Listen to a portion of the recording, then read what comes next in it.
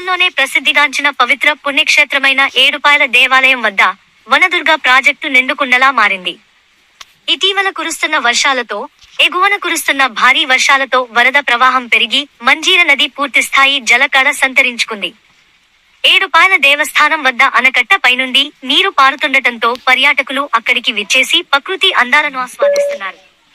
సందర్శకులు నీటిలోకి వెళ్లకుండా ఆలయ సిబ్బంది, పోలీసులు పటిష్టమైన చర్యలు తీసుకుంటున్నారు.